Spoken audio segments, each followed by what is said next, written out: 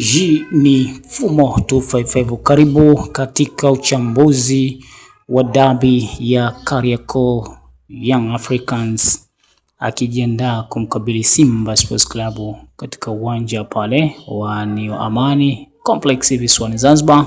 Tunajaribu kuangazia mambo kadha wa kadha ama matukio machache ambayo yanaiacha Simba na Yanga katika historia ya dabi hii ya Kariakoo. Historia itakwenda kuandikwa tena Machi moja katika uwanja huo wa New Amani Complex pale visiwani Zanzibar, na tunafahamu kwamba bado takriban siku 5 pekee ambapo mashabiki wa soka watakwenda kushuhudia mtanange huo mkubwa kabisa na wa aina yake unaotarajiwa kupigwa majira ya usiku kwa maana ya saa 2, Young Africans akiwa mwenyeji. Na katika mchezo huu bwana, tunajaribu kuangazia baadhi ya mechi 4 ama 5 zilizopita kabla ya Simba na Yanga ama Young Africans na Simba kukutana tena kwa mara nyingine katika msimu huu wa mwaka 2025-26. Na tukiangalia hapa matokeo ya mechi takribani 5 zilizopita, Young Africans mchezo wa mwisho kukutana na Simba ilikuwa ni mwaka 2025 Young Africans, ambapo waliondoka na ushindi wa magoli 2-0. Lakini mchezo wa pili ilikuwa ni 2024 Young Africans akiwa ni mgeni katika mchezo huo akifunga Simba goli 1-0. Na mchezo wa tatu Young Africans ilikuwa ni 2024 akiwa mwenyeji, Simba akiwa mgeni. Young Africans iliondoka na ushindi wa magoli 2-1 katika mchezo huo wa tatu. Na mchezo wa 4 Young Africans ikiwa wafunga Simba magoli 5-1 katika mchezo huo wa 4, mchezo uliochezwa mwaka 2023. Katika michezo hii tu hapa ambayo nikikuangazia kwa haraka michezo 5 mfululizo Simba Sports Club wamekuwa kipoteza mbele ya Young Africans, na kama nilivyokuonyesha na kukutaja hapo takwimu chache za dabi hii ya Kariakoo, katika michezo 5 ambayo mnyama Simba amekuwa kinyanyasika mbele ya Yanga na Yanga kutengeneza utawala wake katika michezo yote hiyo. Hatujui kitachotokea katika mechi inayokuja pale visiwani Zanzibar, ambapo Yanga kwa mara nyingine tena akiwa mwenyeji akitupa karata yake hapo tarehe 1 mwezi huo wa 3 ambao tunaukaribisha hivi karibuni. Lakini ukija kwenye jedwali ama table inaonyesha Young Africans na Simba ni timu ambazo haziongozi ligi, kwa maana ni timu ambazo zenyewe zipo chini. Kwa mfano Young Africans iko nafasi ya pili ikiwa na alama 25, wakati Simba iko nafasi ya 4 ikiwa na alama 22. Na unaweza ukaona hapo mwenye alama 22 Simba nafasi ya 4, nafasi ya 5, nafasi ya pili ikishikwa na Yanga. Kwa hiyo ni timu ambazo zinaenda kucheza mchezo huu lakini haziongozi msimamo wa ligi, na timu zote hizi mbili mpaka sasa zimeshacheza jumla ya michezo 9 katika msimamo wa ligi, na zenyewe Young Africans nafasi ya pili alama 25, Simba nafasi ya 4 alama 22. Zimebaki siku 5 tu kuelekea kwenye mchezo huu ambapo mashabiki wa soka watashuhudia historia nyingine ikiendelea kuandikwa kunako dabi hii ya Kariakoo. Na takwimu kama nilivyokuambia, michezo 4-5 nyuma huko Simba hakupata ushindi hata katika mchezo mmoja. Michezo yote amepigwa. Mchezo 2025 mwaka jana mwishoni Simba alifungwa goli 2-0 wakati Simba alikuwa ni mgeni kwenye mchezo huo. Lakini wakati Simba mwenyeji mwaka 2024 Yanga aliondoka na ushindi wa goli 1-0. Huo ulikuwa ni mchezo wa pili, na mchezo mwingine Yanga ikashinda goli 2-1 2024. Huo ulikuwa ni mchezo wa 3, na mchezo mwingine ilikuwa ni Young Africans akiwa ugenini aliondoka na goli 5-1 kwa ni mchezo wa 4, na hiki kipigo kiliweza kuwachanganya mashabiki na wanachama wa Simba, na kila mtu aliweza kusema lake, na kulikuwa na vurugu kulikweli za hapa na pale kwamba kutokukubali kwa nini tumepoteza mbele ya Simba, mbele ya Yanga. Na nakumbuka magoli ya Yanga yalivyofungwa, Yanga waliandika bango likawekwa mitaani mabango yanaonyesha 5G.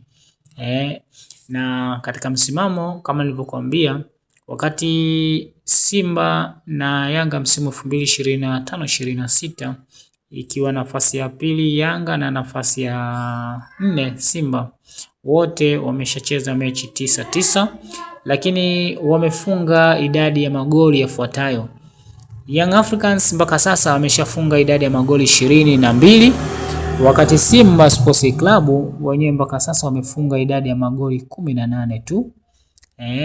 Na katika mchezo hii unaweza kaangalia attacking upande wa midfield, upande wa ushambuliaji unaweza ukaangalia ukaona Young Africans inaongoza kwa maana washambuliaji wake wana kiwango kizuri cha kupata magoli, wana kiwango cha 2.4 cha kuhakikisha wanaweza kupata magoli, wakati Simba kiwango cha wachezaji wake tunasema rate wana 2 pekee, kwa maana kwamba ni kwenye upande wa washambuliaji Young Africans ina nafasi nzuri zaidi ya kupata magoli, lakini kwenye upande wa kuzuia defending tunaweza kuangalia hapa tukaona clean sheet, kwa maana kwamba Young Africans ina clean sheet 7 katika michezo 9 ambayo imecheza, wakati Simba ina clean sheet 6 tu kwenye michezo 9 ambayo imecheza.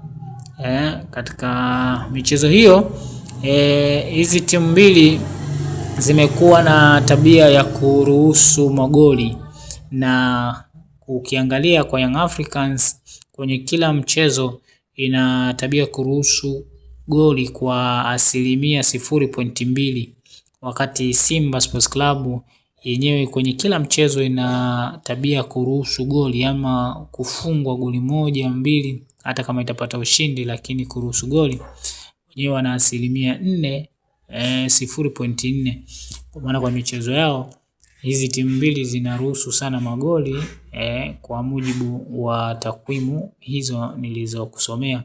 Na hapa tunaangazia dabi ya Kariakoo ambayo mnyama Simba Sports Club anakwenda ugenini pale visiwani Zanzibar kumkabili Young African Sports Club. Na takwimu nyingine zinaonyesha kwamba Simba ndio timu ambayo mchezaji wake amefunga magoli mengi zaidi kwenye dabi ya Kariakoo kuliko mchezaji mwingine. Hapa namzungumza King Kibadeni.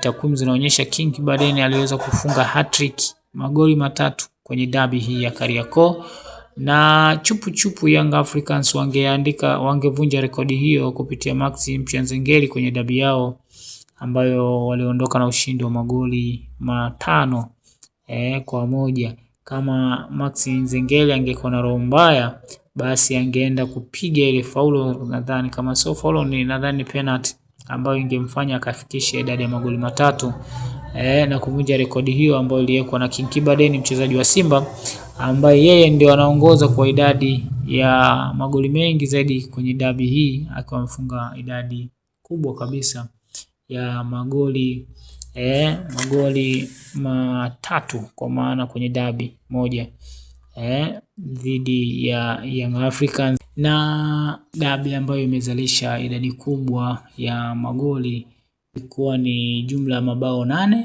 yalifungwa kwenye mechi hiyo iliyochezwa Novemba 9 mwaka 1996 katika mchezo ambao umepigwa pale katika uwanja wa Sheikh Amri Abeid jijini Arusha, na timu hizo zilifungana kwa idadi ya goli 4-4.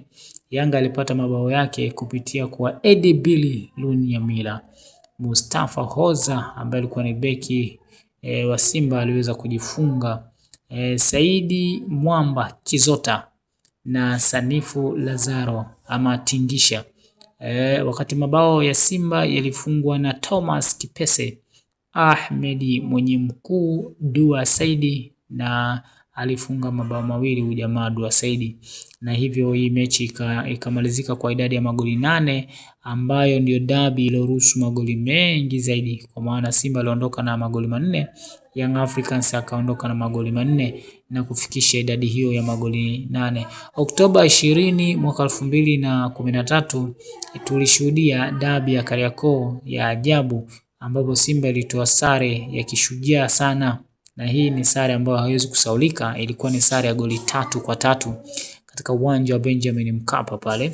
Kipigo kingine kikubwa ambacho Yanga likipokea kwenye uwanja wa Benjamin Mkapa ilikuwa ni Julai 13, 2020 katika nusu fainali ya kombe la Azam Sports Federation, ambapo Yanga ilikubali kichapo cha mabao 4-1. Mabao ya Simba yalifungwa na Fraga Vieira katika dakika 20, Clatous Chota Chama dakika 49, Luis Mixon dakika 52, na bao la kufutia machozi la Yanga lilifungwa na Faisal Salum Abdallah Feitoto dakika 70, na Mzamiru Yasini akamalizia msumari wa mwisho kwa Simba kuipatia Simba goli la 4 dakika 87, na hivyo ndivyo inavyoonyesha historia ya timu hizi mbili kwenye dabi ya Kariakoo katika vichache ambavyo tumejaribu kuviangazia hapa.